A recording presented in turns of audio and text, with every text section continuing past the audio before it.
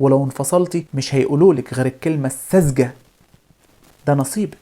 تفضل تقول الله يرحمك يابا والله يرحمك يا ماما، ضيعتوني، يا ريتني ما سمعت كلامكم. شايف الكلمة اللي فوق دي بتاعت مش هنفرح بيكي؟ الكلمة دي دمرت حياة بنات كتيرة قوي. ان البنت تبقى عايشة في حياتها مستقرة ودنيتها ماشية، وتلاقي كل اللي يجي يقابلها يقول لها هو احنا مش هنفرح بيكي بقى. لدرجة ان في بنات بتتعرض من الاهل لدرجة عالية قوي قوي من الضغط. تلاقي الامهات تعمل ايه؟ تقول لها يا بنتي انا عايزة افرح بيكي قبل ما اموت، يا بنتي انا عايزة اشوفك في بيتك مع جوزك وعيالك قبل ما اموت. شايفين الابتزاز العاطفي اللي الام بتعمله؟ الام تبتدي تبتز البنت عاطفيا، والبنت شايفه نفسها ان هي مش مؤهله ان هي ترتبط دلوقتي او تتجوز دلوقتي، وهي اعلم بحالها على فكره. فامها تضغط عليها بالابتزاز العاطفي، وتبتدي امها تتمارض، يعني تمرض نفسها عشان تخليها توافق على العريس ده. وابوها يبتدي يضغط عليها ويقول لها يا بنتي انا عايز اشوفك في بيتك قبل ما مش عارف قبل ما يحصل لي حاجه، او قبل ما اموت، عايز اشيل عيالك قبل ما اموت. ويبتدوا الاب والام يمارسوا على البنت الضغوطات الخاصه بالابتزاز العاطفي. فالبنت تعمل ايه؟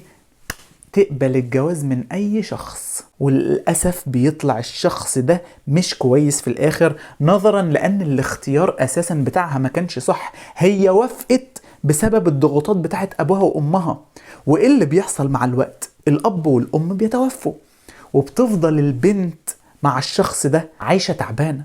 تفضل تقول الله يرحمك يابا والله يرحمك يا ماما، ضيعتوني، يا ريتني ما سمعت كلامكم.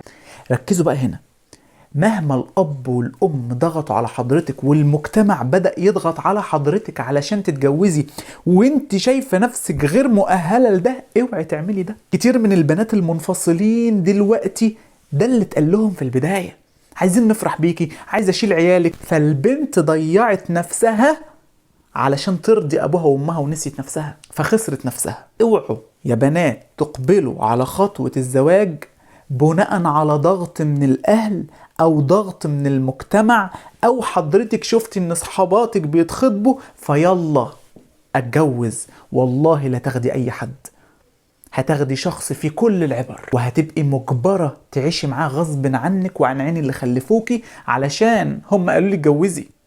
اوعى تقبل على خطوة الجواز دي الا وانت مؤهل ليها 1,000,000%. مؤهل ان انا خلاص هفتح بيت، هبقى زوجة علشان هجيب اولاد بعد كده. لكن تخش الجواز عشان بابا ضغط، عشان ماما ضغطت، عشان المجتمع كل شوية عمال بيضغط عليا، هتضيعي نفسك في الاخر، وانت اللي هتشيل الشيلة كلها لوحدك. والله والله ما حد هيشيل شيلته غيرك، لا افراحك حد هيشاركك فيها ولا احزانك حد هيشاركك فيه، انت اللي هتشيلي مع الشخص ده لو طلع شخص مش مناسب. لان دايما الاختيار اللي بيتبني على ضغط بيبقى اختيار خاطئ، هتاخدي اي راجل والسلام ومش هتعرفي تعيشي معاه.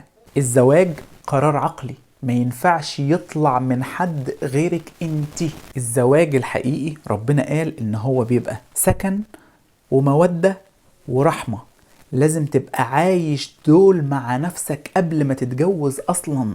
عايش مع نفسك في سكن وهدوء، وبتود نفسك، بتعاملها احسن معاملة، وبترحم نفسك، لا بتهنها ولا بتجلدها ولا بتحملها فوق طاقتها. لو انت عشت التلاتة دول مع نفسك هينجذب لحضرتك الشخص المناسب اللي يزود سكنك ويزود مودتك ويزود الرحمة بتاعتك. لكن نتجوز بناء على نواقص عندنا عايزين نكملها في الجواز، مش هتاخدي اي حاجة.